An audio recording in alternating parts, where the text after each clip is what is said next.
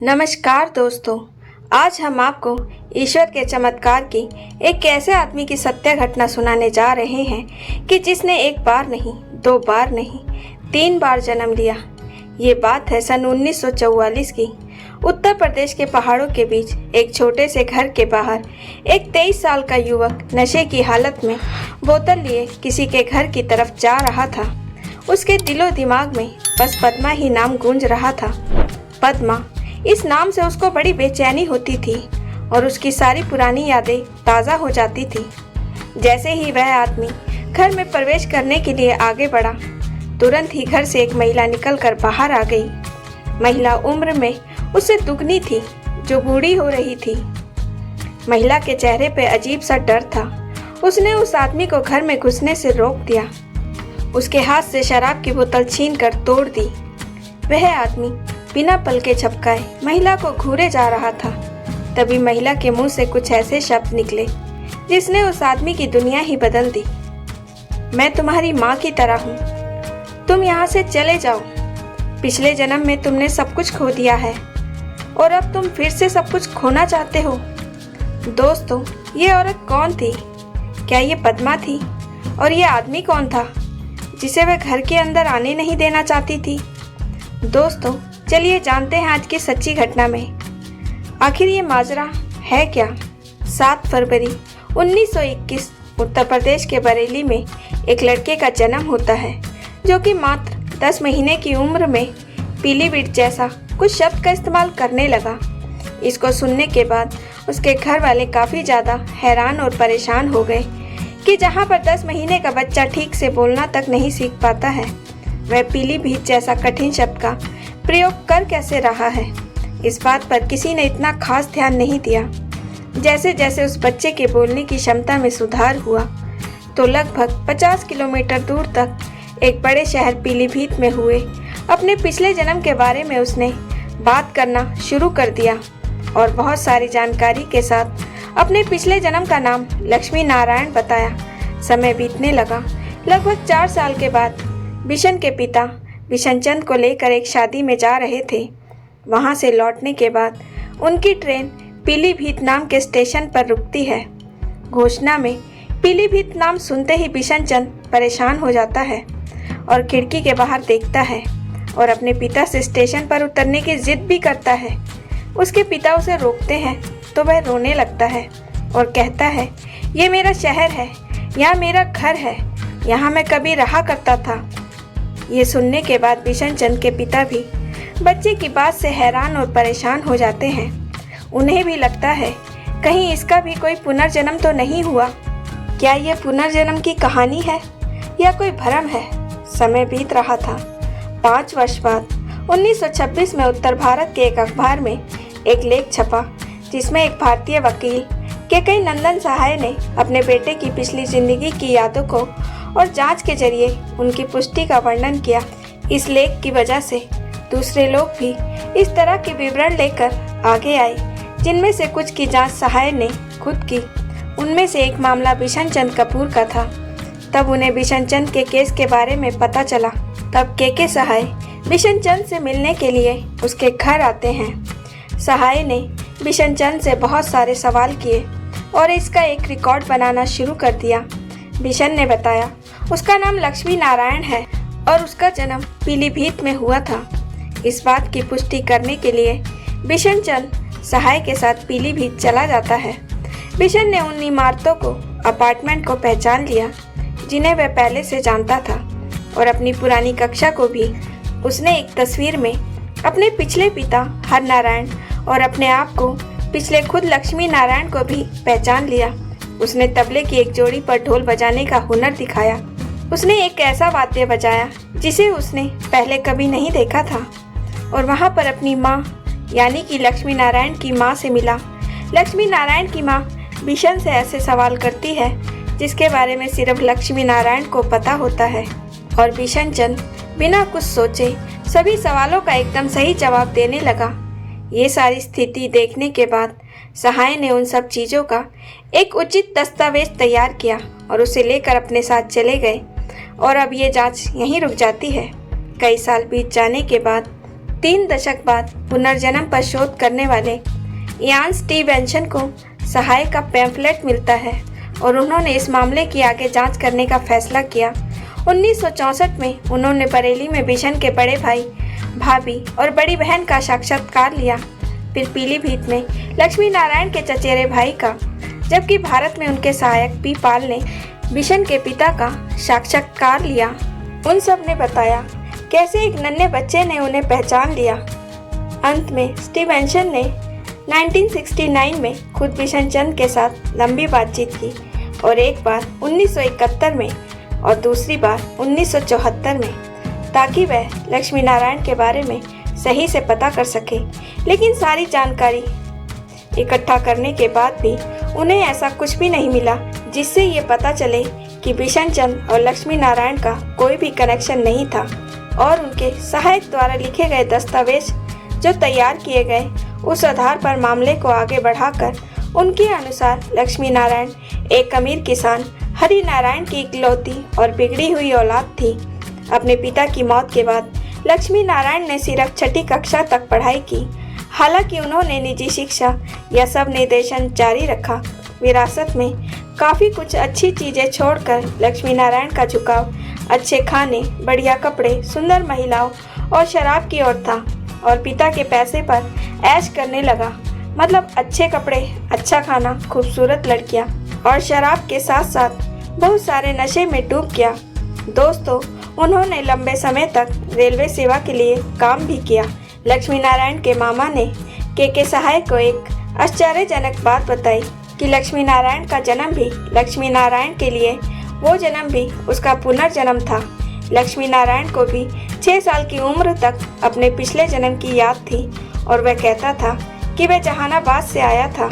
फिलहाल इस पुनर्जन्म की खोज किसी ने भी नहीं की, क्योंकि लक्ष्मी नारायण के माता पिता उसकी पिछली जन्म की यादों को गुप्त रखना चाहते थे।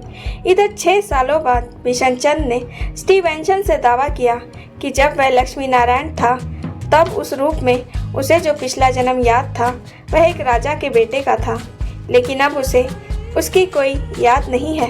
लक्ष्मी नारायण ने कभी शादी नहीं की, लेकिन उनके ही गांव में एक पद्मा नाम की वैश्या थी और उस पद्मा के पीछे लक्ष्मी नारायण काफ़ी ज़्यादा पागल हो चुका था। एक बार तो लक्ष्मी नारायण ने किसी दूसरे आदमी को उसके घर से बाहर आते देखा। वो तो पद्मा के पीछे वैसे भी पागल था। उसने उसी समय अपने नौकर के हाथ से बंदूक छीन ली और उस आदमी को गोली मार दी और पुलिस में पकड़े जाने के डर से छिप गया। लेकिन ऐसा लगता है कि वह खास तौर से रिश्वत के जरिए न्याय से बच निकला। मतलब काफ़ी ज़्यादा पैसा होने की वजह से उसने पुलिस के हाथ बांध दिए और इस केस में उसके साथ कुछ भी नहीं हुआ। यह घटना 1918 में हुई थी और इस केस के बाद वो पीलीभीत छोड़कर शाहजहांपुर में शिफ्ट हो गया। सहाय की रिपोर्ट में हत्या का जिक्र नहीं था, लेकिन इसमें एक संबंधित मुकदमे की चर्चा थी जिससे स्टीवेंसन ने गणना की। लक्ष्मी नारायण दूसरे शहर शाहजहांपुर चले गए। 15 दिसंबर 1918 को 32 साल की उम्र में बुखार और फेफड़ों की परेशानी, लीवर जैसी तमाम बीमारियों की वजह से उनकी मृत्यु हो गई। वे 5 महीने तक बीमार रहे।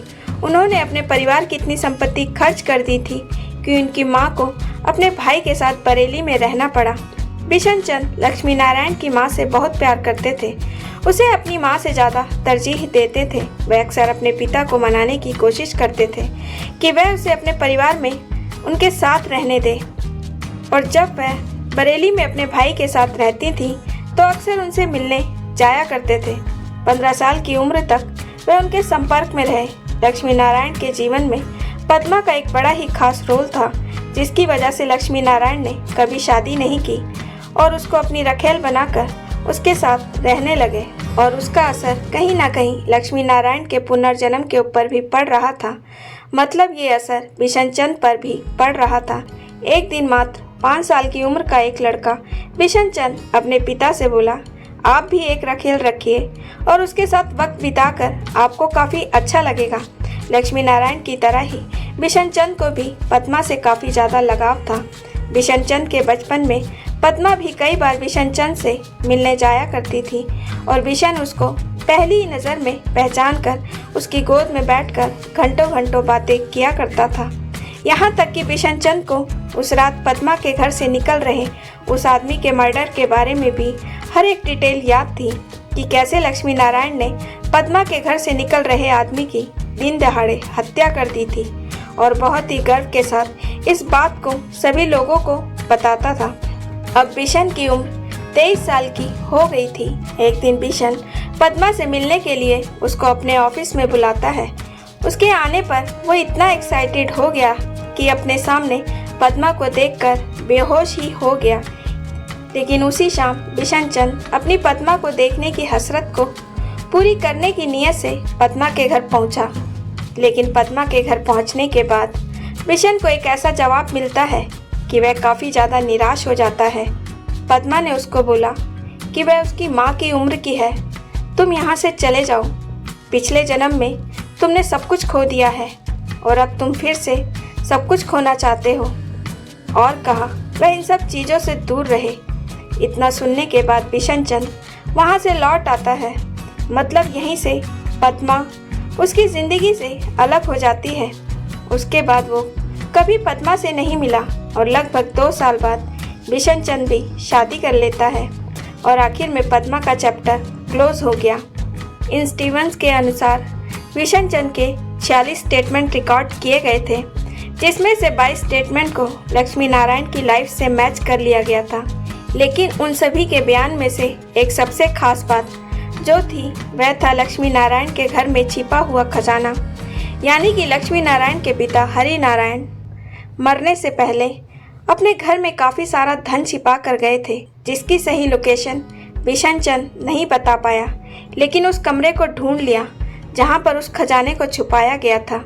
लेकिन बाद में खुदाई के दौरान पता चला इस घर में काफ़ी ज़्यादा मात्रा में सोने के सिक्के भी निकले थे।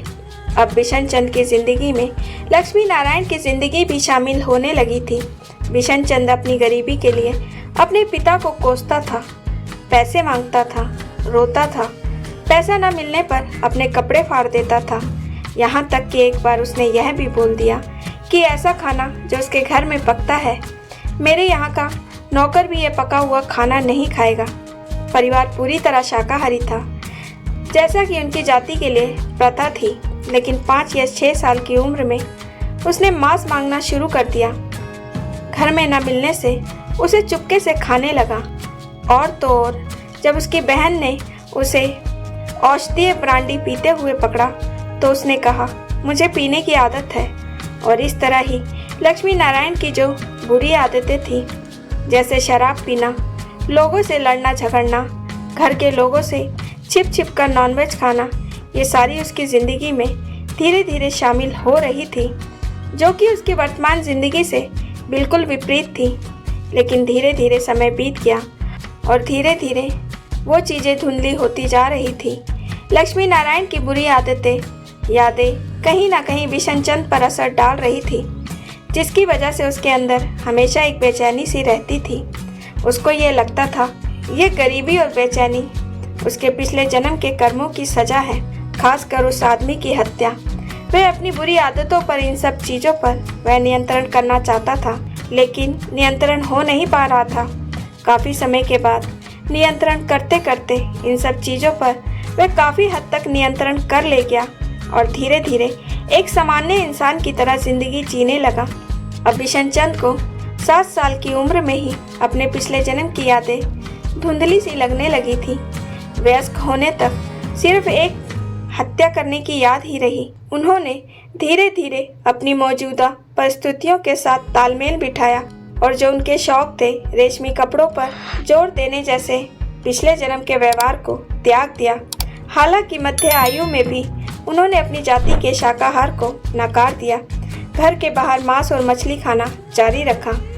वयस्क होने पर उन्होंने एक आबकारी अधिकारी के रूप में मामूली जीविका अर्जित की, सादे कपड़े पहने और अपने पिछले जन्म की जातियों से दूर रहे।